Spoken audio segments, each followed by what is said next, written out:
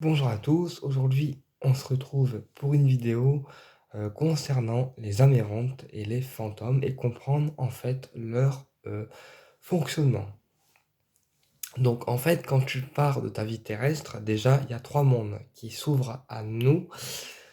Il y a le bas astral, d'accord? Le bas astral où vont les personnes qui sont méchantes, les meurtriers, les violeurs, toutes les personnes qui ont fait des choses à un niveau malsain et très très élevé, très négative.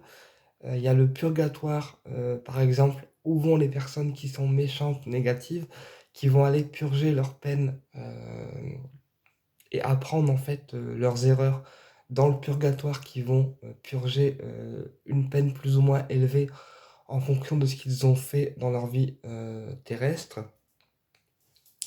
Et puis, si tu as été gentil, eh bien, tu vas avec les guides, les anges, les archanges, et donc le monde du haut astral, ok? Alors, pour les gens qui ont été gentils, il faut savoir que vous soyez croyant, spirituel ou non, eh bien, chaque personne qui a été gentille dans sa vie, elle va avec les guides et dans un monde spirituel, forcément. Ça, c'est Thomas qui me l'a appris dans une conférence. Donc, je vous le transmets aussi.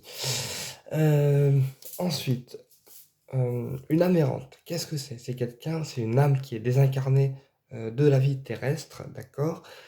Et qui erre en fait dans le lieu de vie où elle habitait avant avec ses proches, parce que soit elle veut pas monter, d'accord? Soit elle veut pas monter, soit elle trouve pas la lumière, d'accord?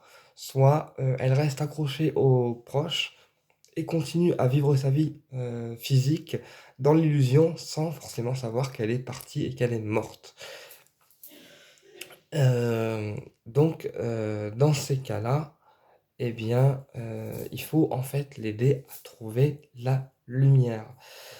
Et puis après, ce qui peut empêcher aussi une amérante de monter là-haut dans la lumière, eh bien, c'est tout simplement le fait que vous ne fassiez pas votre deuil, puisque souvent, les gens qui ont du mal à faire leur deuil et qui supportent pas que la personne soit partie, eh bien, quelque part, elle empêche l'âme errante de monter là-haut, puisque l'âme errante, si elle vous sent mal, si elle vous sent déprimé, si elle vous sent malheureux, eh bien, elle restera avec vous pour, entre guillemets, vous consoler et vous soutenir. Mais vous la bloquez aussi quelque part dans son évolution.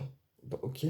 Donc, c'est pour ça qu'il faut impérativement faire le deuil des personnes parties physiquement et se dire aussi que la mort n'est qu'un passage et que en fait leur esprit est toujours vivant puisque ils sont juste dans une autre dimension par rapport à la nôtre, ok?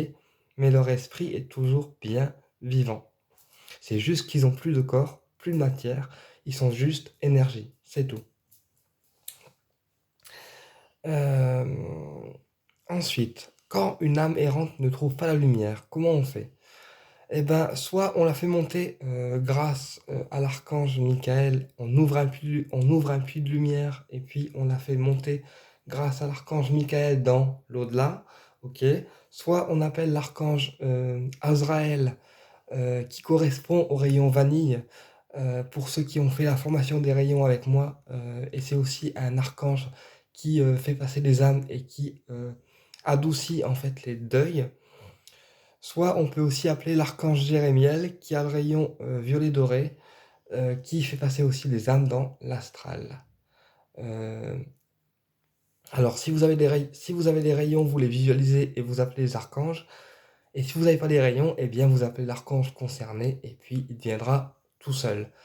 Le seul truc, c'est que quand on n'a pas les rayons, forcément, les archanges ne sont pas avec vous en continu et ils viennent seulement quand vous les appelez, ok? Tandis que le rayon, avec les rayons, on peut envoyer les rayons avec les archanges n'importe quand, puisque les rayons sont en vous. Mais ça, c'est un autre sujet. Euh, donc voilà. Ou alors, ce qu'on peut faire aussi pour faire monter une amérante, c'est tout simplement lui rendre hommage grâce à l'enterrement ou la cérémonie d'hommage qu'on va faire pour elle ou pour lui. Dans ces cas-là, il y aura tellement d'amour, en fait, il y aura tellement d'amour autour d'elle grâce à la cérémonie d'hommage ou l'enterrement. en fait, l'âme sera tellement entourée d'amour qu'elle va forcément monter, puisque pour elle, tout ce qui est hommage, cérémonie en son honneur, voudra dire que vous avez fait votre deuil. Donc c'est cool. OK, donc voilà comment, fonctionne une âme errante et voilà pourquoi c'est important de faire le deuil, d'une personne, défunte parce que sinon vous la bloquez aussi dans, son évolution et vous l'empêchez quelque part de monter. OK? Donc voilà, c'est pour ça que parfois il y a des gens qui me disent: «Oui, mais moi je suis content parce qu'un tel, me fait des signes ou un tel me fait des signes».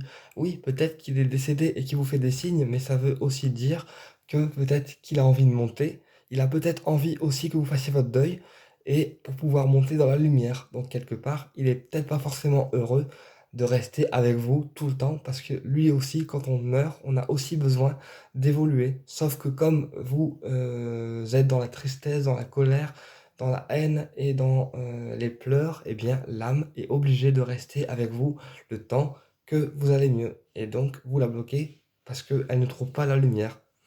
Parce qu'une âme errante, ça trouve uniquement la lumière quand, les personnes, vivantes sont, bien et ont accepté le deuil, et quand elles pensent à elles d'une manière bienveillante et sans forcément ressentir de souffrance, OK? Mais si vous êtes dans la colère, dans la douleur, dans la tristesse, eh bien l'âme errante, elle restera avec vous sans trouver la lumière, et monter dans l'au-delà. Mais c'est pas forcément ce qu'elle a envie,